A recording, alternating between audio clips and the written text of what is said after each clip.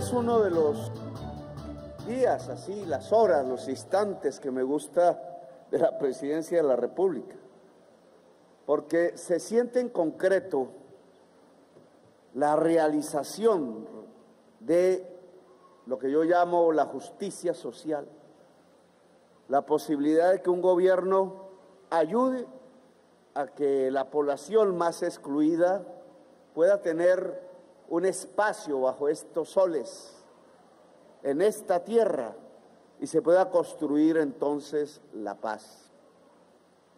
Aquí el señor Raúl Botero ha decidido vender su hacienda Yajaira. Esa es una acción que no es simplemente un acto mercantil de compraventa, como si compra un pantalón o una camisa, sino que simboliza muchísimo, porque la historia de estas comarcas, de todo el Caribe, de buena parte de Colombia, es la historia de la lucha por la tierra. La tierra en realidad no se estira, a diferencia del conocimiento que puede ser ilimitado, que va cada vez más allá y que es un instrumento de producción. La tierra, en cambio, como el agua, se puede agotar. No es como la plastilina, no se estira tanto como quisiéramos, y eso provoca en su límite el que el número de personas que quisiera cultivar esa tierra puede ser mayor al espacio de la misma tierra. Y peor aún si se concentra. Cuando los indígenas vivían aquí antes de los españoles, no tenían un problema por cultivar la tierra. Era suficiente para ellos la que cultivaban, su pesca, sus maneras tradicionales y ancestrales de vivir. Con la llegada de los conquistadores se provocó un conflicto, una tensión desde el principio, desde hace 5 siglos. Primero porque le quitaron la tierra a los indígenas a la fuerza. Segundo porque construyeron un modelo económico sobre la tierra que para nada era moderno, era feudal, se basaba precisamente en asimilar el poder a la mayor concentración posible, a la mayor cantidad posible de tierra. Si tierra es igual a poder, los que no tienen tierra no tienen poder. Y esa desigualdad nos ha llevado a la violencia. La desigualdad social siempre es el origen de la violencia. Por eso cuando estudiamos la historia de los abuelos, de los bisabuelos, la historia de la costa, la que escribió aquí cerca un vecino muy talentoso, uno de los grandes intelectuales de Colombia, Orlando Fals Borda, la historia doble de la costa, nos encontramos con generaciones enteras que han luchado por tener un pedazo de tierra. La modernidad hoy nos permite industrializar los cultivos, nos permite sacar más riqueza de cada hectárea, de cada metro cuadrado. La inteligencia de la humanidad en muchas partes ha permitido que en cierta forma esa tierra se pueda estirar, pueda generar más alimento por hectárea, puede ser más productiva. Pero para poder alcanzar esos niveles de modernidad se necesita poder producirla, poder tener un mengrujo de tierra, unos instrumentos para trabajar, un crédito, unos saberes que nos permitan precisamente prosperar sobre esa tierra. Esa contradicción entre lo que nos dejaron los españoles, tierra concentrada, y la necesidad humana de alimentarse y de sembrar la tierra, ha traído la guerra y la violencia en Colombia.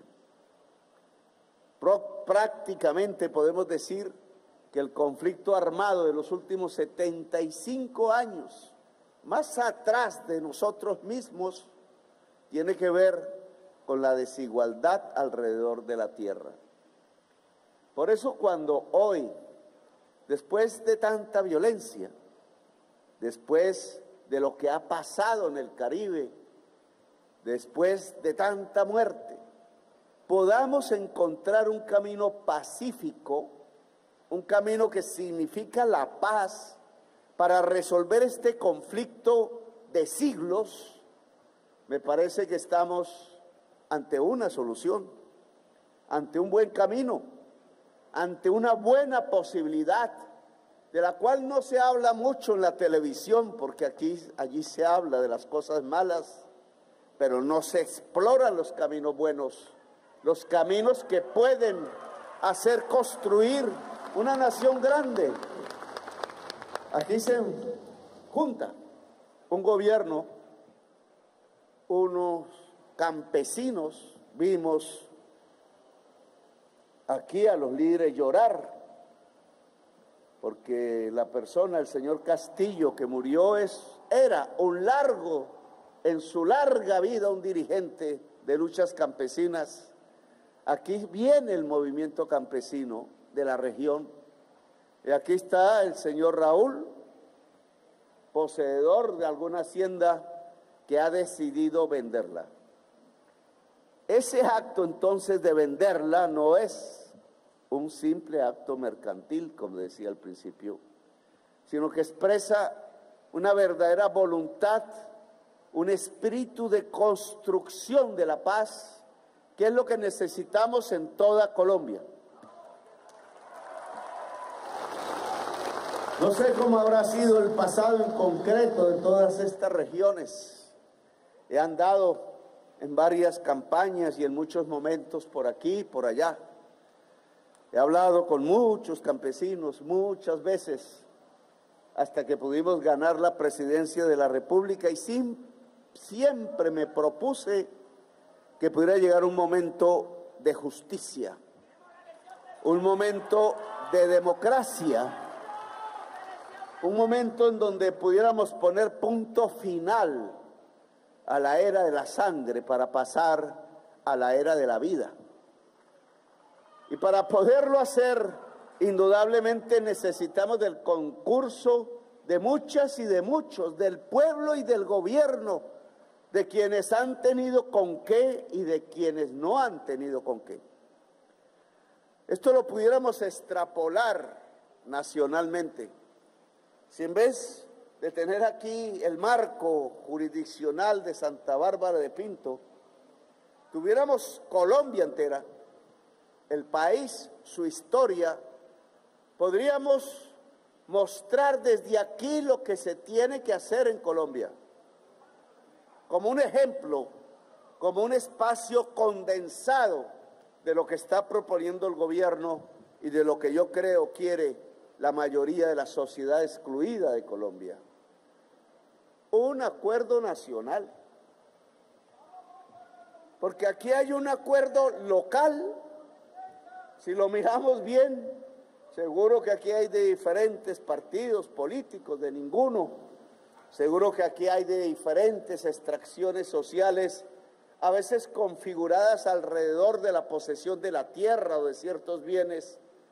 Aquí existe más o menos un mundo que es como el mundo colombiano.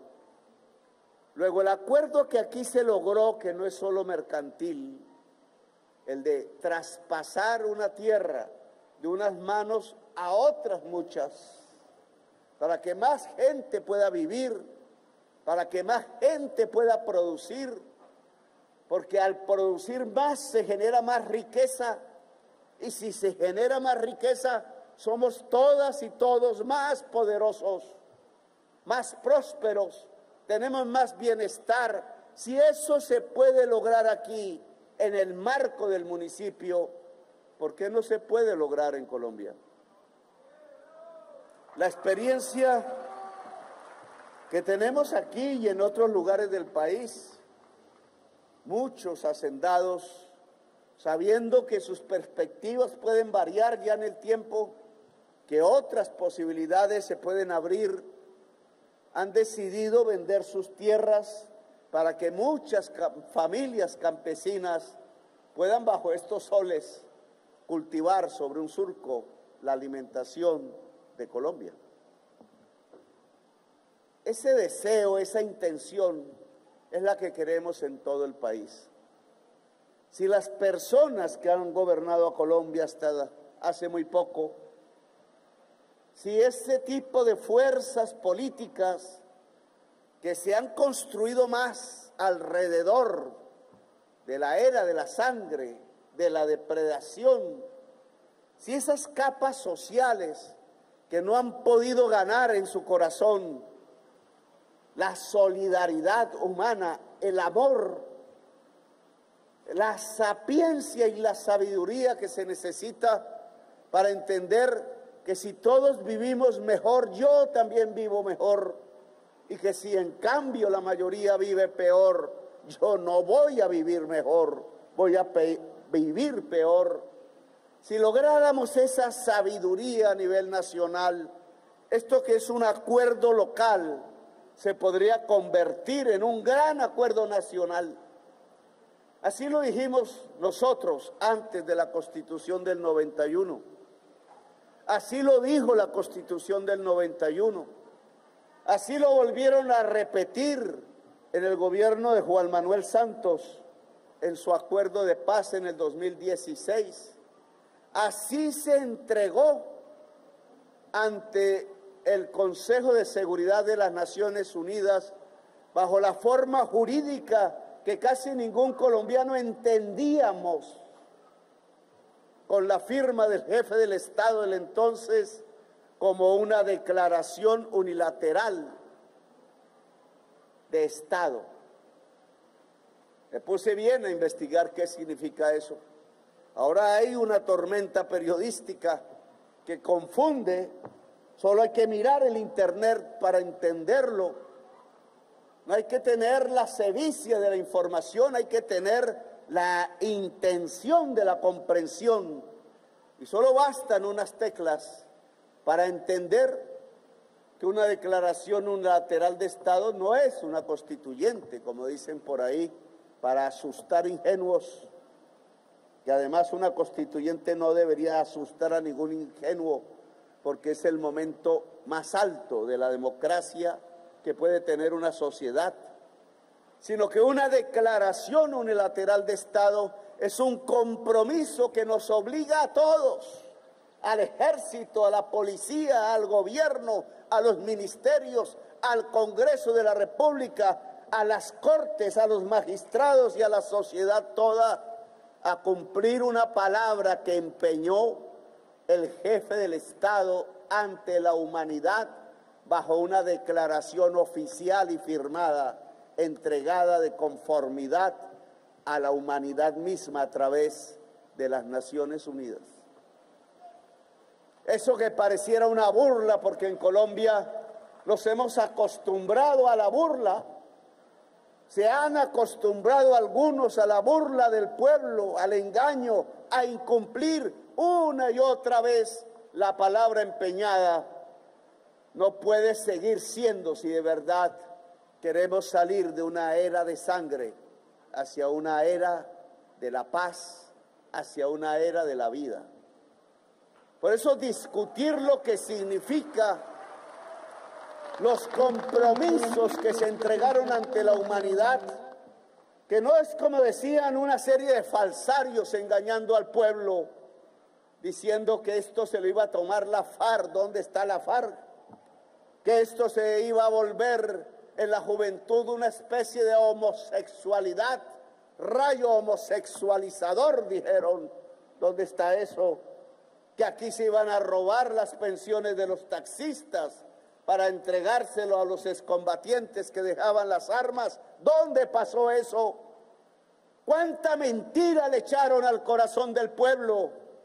Por eso incluso deberían ser juzgados, porque son crímenes, porque es un crimen engañar al pueblo. ¿Cómo creyeron que se podía convertir y transformar a la sociedad colombiana en un rebaño de odiadores, de odiantes, en un rebaño circunscrito al odio y el rencor? cuando una sociedad solo progresa si se ama, si se quiere, si quiere sus árboles y su agua y sus montañas y su mar y si se quiere a la gente que vive encima de esas montañas, al lado de ese mar. No se puede construir una nación sobre el odio, nunca ha sido posible. El odio ha destruido las naciones.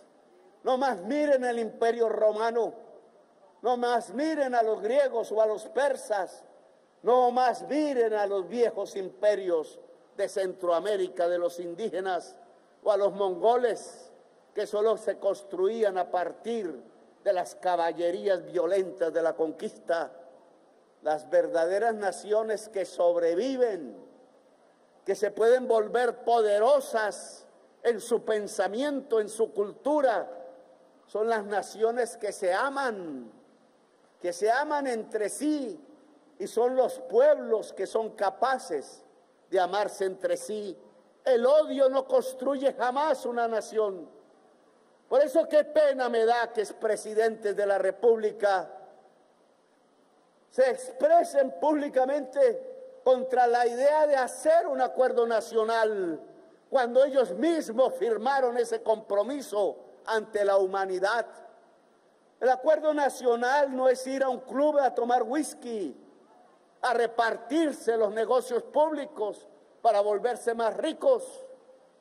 El acuerdo nacional es entre toda la sociedad colombiana, incluido esos expresidentes, para acordar qué.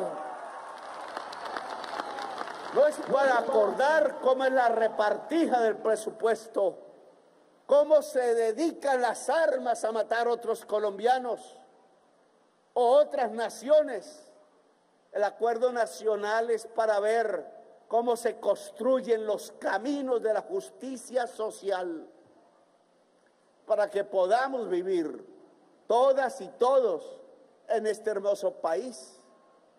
Por eso el primer punto de esa declaración unilateral de Estado que nos compromete ante la humanidad dice que hay que hacer una reforma agraria. Cuando yo digo una reforma agraria, no me refiero solamente a una querencia particular de mi corazón, que lo es, porque yo nací también en estas tierras, también tuve tíos pobres y campesinos, y tuve tíos que tenían mucha tierra sin producirla.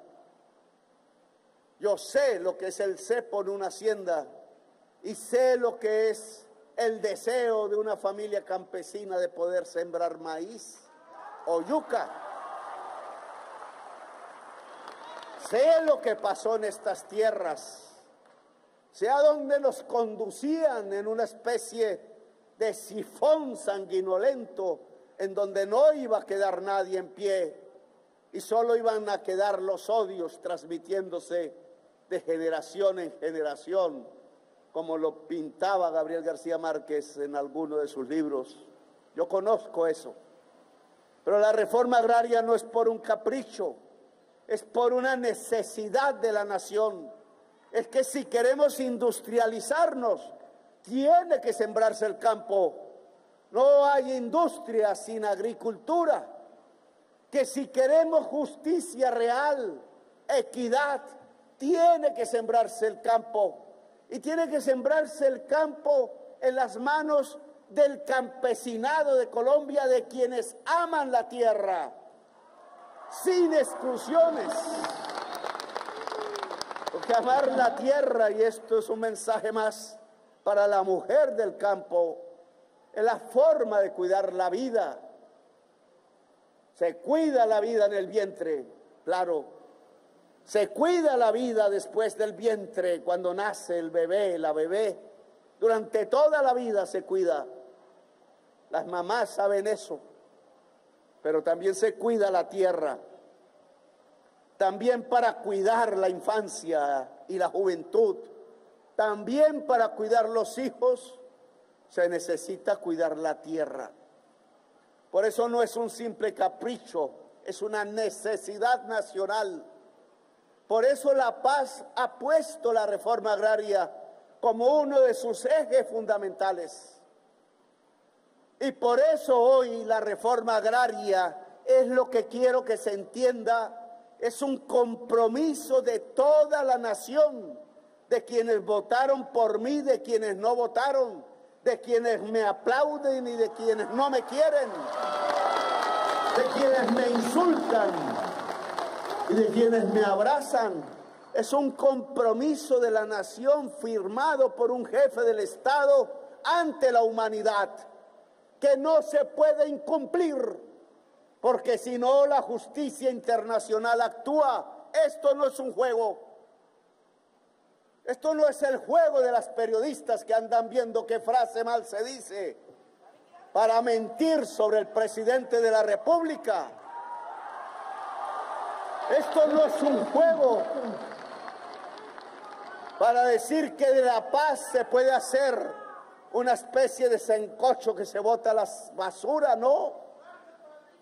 Este es un compromiso de la nación colombiana ante la humanidad y debemos cumplirlo. La declaración unilateral de Estado está por encima de las normas internas, dice la Convención de Viena. Y si algo la contradice para cumplirse, entonces lo que se reforma no es el acuerdo de paz, sino la norma interna. Durará un tiempo en que la justicia de Colombia quizás aprenda este tipo de conceptos, como nos tocó a partir de la lucha misma de la gente enseñar qué significaba la Convención Americana de Derechos Humanos cuando me expulsaron de la alcaldía en la cual el pueblo me había elegido. Aquí lo mismo, solo que en grande, y solo que no para mí, sino para el pueblo campesino. El señor Juan Manuel Santos firmó ante el mundo, se comprometió ante el mundo a entregar 3 millones de hectáreas de tierra fértil al campesinado. Nosotros, haciendo un gran esfuerzo bajo las normas vigentes, gracias a personas como don Raúl, que venden su hacienda, hemos podido entregar cerca de 200.000 hectáreas. Eso significa que tendríamos que tener por lo menos 8 años hacia adelante de gobiernos que hicieran lo mismo que estamos haciendo nosotros. Y a mí sí me gustaría preguntar, y no por molestar, si el expresidente Álvaro Uribe, si el expresidente Pastrana, si el expresidente César Gaviria y si el mismo expresidente Juan Manuel Santos, que firmó con su manita y su esferito esa declaración unilateral de Estado, son capaces de mantener ese compromiso en los años siguientes a los que deje de gobernar en Colombia. O van a creer que se puede engañar al pueblo, o van a creer que en Colombia no se necesita una decisión que permita en el corto plazo, no en los siglos, entregar 3 millones de hectáreas al movimiento campesino de Colombia. Allá en Córdoba, en Sucre, en Magdalena, en Bolívar, en el Cesar, allá en el sur de la Guajira, porque no es el desierto que le pertenece a los guayú el que se va a entregar a los campesinos sin tierra, allá en el Magdalena Medio, allá en la Altillanura, allá en la sabana de Bogotá, que la han dedicado y por eso se ha quedado la gran ciudad de Colombia sin agua potable, a la especulación inmobiliaria, a los negocios. Se va a cumplir el acuerdo nacional alrededor de la reforma agraria, firmada ante la humanidad por el expresidente Juan Manuel Santos como jefe del Estado, o nos están engañando. Yo creo que eso hay que ponerse sobre la mesa. Se va a transformar el territorio excluido de Colombia uno de los cuales es este donde estamos, en territorios prósperos, o nos están engañando. Porque podemos también hablar de ese tema. Y me disculparán ustedes el sol que aún cae sobre algunos. Pero usted, alcalde, y las personas que aquí hablaron, dijeron cosas sencillas de su territorio, nada absolutamente ostentoso o imposible. Que se junte con un puente y una carretera Santa Ana Magdalena con Santa Bárbara de Pinto. Qué difícil es eso. Alguien me diría, pues hágalo, Petro. Esa sería la frase más fácil. Vengo recorriendo todo el litoral pacífico, desde Ecuador hasta el Chocó, todos los sures del Caribe, desde Urabá, que es del Caribe, hasta aquí el río Magdalena. He recorrido las zonas pobres de las grandes ciudades, Cartagena, Barranquilla, Cali, Manizales, Pereira, Bogotá, Soacha. Y aún tenemos terreno que recorrer. Y en todas partes más o menos es lo mismo. Petro, necesitamos el acueducto de agua potable. Petro, necesitamos tal o cual vía regional en donde podamos movernos mejor, ser más felices. Y sumado todo esto, claro que me sale una cantidad de dinero que es más de 100 billones de pesos para que cada colombiano pudiera tener agua potable o para que cada región pudiera tener sus vías fundamentales. ¿Y dónde está esta plata? Esta plata que está en el presupuesto nacional en varios años, la han dedicado a otros propósitos. Después de firmar el acuerdo de paz en 2016, entregaron 113 billones de pesos, es decir, más de lo que aquí se hubiera necesitado para tener agua potable en toda Colombia o vías locales y regionales. Se las entregaron a 13 contratistas que ponen los peajes y que le cobran al Estado en unas inmensas autopistas que rodean las ciudades y las zonas más pudientes de Colombia y que valen todas más de lo que vale el agua potable de toda la sociedad colombiana. Entonces uno tiene que hacerse una pregunta. ¿Por qué desde el 2016? ¿Por qué el gobierno de Vargas Lleras y Juan Manuel Santos y el gobierno de Duque, que al menos tuvo la honestidad, entre comillas, terrible, de decir que iba a hacer trizas la paz, y la hizo? ¿Por qué se burlaron del segundo punto de los acuerdos del 2016?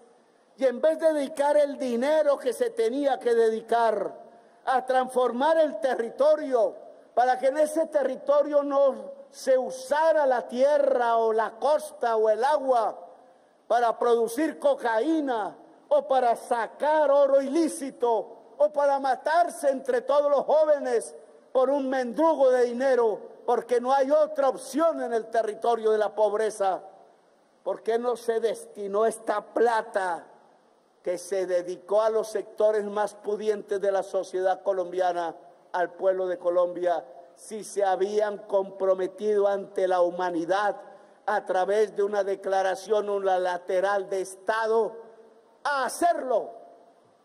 Y entonces vuelvo a preguntar, ¿es que nos están engañando o qué? ¿Están engañando a la humanidad o qué? Y aún podría hablar de un tercer aspecto, la verdad judicial. ¿Por qué lo que se firmó ante la humanidad como declaración unilateral de Estado por el expresidente y jefe del Estado, Juan Manuel Santos, diciendo que la Justicia Especial para la Paz sería el tribunal de cierre de toda la verdad judicial referente al conflicto que hemos vivido en las últimas décadas, no se está cumpliendo. ¿Por qué están evadiendo la verdad? ¿Por qué quieren escaparse de la justicia? ¿Por qué no se atreven a la confesión? Si esa es la antesala del perdón social que tanto proponía en mi campaña electoral, es que lo único que nos puede hacer pasar de una era de sangre hacia una era de vida es el perdón social que no otorga el presidente, ni ningún juez, ni ningún senador de la República. El perdón social solo lo pueden otorgar las víctimas. El perdón social solo lo puede otorgar la sociedad. Y solo a través del perdón social es que podemos reconciliarnos, es que podernos abrazar, es que podemos mirarnos a los ojos, es que podemos, como decía el Nuevo Testamento, amarnos en el amor que es la creadora de la vida, que es la creadora de la solidaridad, que es el creador de la humanidad. Somos humanos porque amamos. Somos humanos porque amamos la vida. Y en Colombia poder desatar esa vida, poder volver realidad, que seamos una potencia de la vida, pasa porque podamos perdonarnos socialmente. Y ese perdón social solo se puede establecer si aparece la verdad. Y un mensaje tan central como este, tercer eje del acuerdo de paz del año 2016, del cual yo no escribí una sola palabra, nunca fui invitado a ese proceso, ni siquiera para ayudar a ganar el plebiscito que perdieron. Pero ese acuerdo de paz, al haber sido entregado a la Comisión de Seguridad de las Naciones Unidas, al Consejo, bajo la forma de una declaración unilateral de Estado, en estos tres aspectos, la reforma agraria, la transformación del territorio y la verdad completa y judicial para el perdón social, se nos convierten en tareas básicas, fundamentales, estratégicas, no de un gobierno que se puede pintar de cualquier color, sino de toda la sociedad colombiana y su historia. Por eso le digo a los expresidentes, los están engañando, porque esa respuesta determina la historia de Colombia. Yo sí los invito, sin pertenecer a sus clubes, sin jamás haber sido sus amigos, sin pertenecer a sus partidos y a sus núcleos sociales y familiares, yo sí los invito a cumplir la palabra. La palabra tiene poder. La palabra es lo que nos ha hecho seres humanos. Cumplir la palabra. Reforma agraria para el campesinado. Transformación del territorio excluido de verdad, priorizando las inversiones allí. Y verdad para el perdón social. Los invito a hacer ese acuerdo nacional, como el mismo Juan Manuel Santos firmó que lo haría. Yo lo invito a hacerlo, no para hablar conmigo, si quieren no estoy allí. Apoyamos, pero ese acuerdo nacional no es una simple charlatina, no es un poema que se olvida, no es un libro que queda en los anaqueles. Ese acuerdo nacional tiene que tomar la forma de la norma, de la ley, de la norma superior. ¿A qué temor tenemos a cumplir la palabra entonces? Que la palabra se vista de constitución. ¿Cuál es el miedo? Si es que es la palabra de la paz, si es que es la palabra del amor, si es que es la palabra de la verdad, la palabra de la justicia social, ¿Por qué nos va a dar miedo de que sea una palabra constitucional? ¿Acaso es que solo las palabras sanguinarias, duras, del odio, se pueden volver constitución? No, señores, aquí queremos, lo decidieron, lo decidimos, pasar una era de sangre, pasar esa página definitivamente y empezar una era de la vida en esta misma región, la depresión momposina, el Magdalena Pobre. Usted, señor Raúl Botero, con todo lo que yo sé que significa, ha dado el paso que se necesita. Quiero que lo imiten muchos como usted. Ojalá su vida pueda ser enseñada al país, porque ese paso que ha dado, que no es el de la soberbia que tantas veces hemos tenido, que no es el de la incomprensión, si él no es el de juntarse con sus paisanas y paisanos de la vida para poder vivir en felicidad y tranquilos, ese paso es el paso de la paz, es el paso que se debe dar en Colombia, es el paso que nosotros aplaudimos en su propia existencia. Ojalá que esta tierra que entregamos se llene de alimentos. Cuando siembren las semillas, piensen en sus hijos, en sus vecinos, en la Colombia entera, quizás como una manera de rito religioso, se ore hacia la tierra, hacia la vida, y recen también por nosotros. Cada semilla que se siembra es una oración a Dios y a la vida. Gracias, muy amable, por haberme escuchado.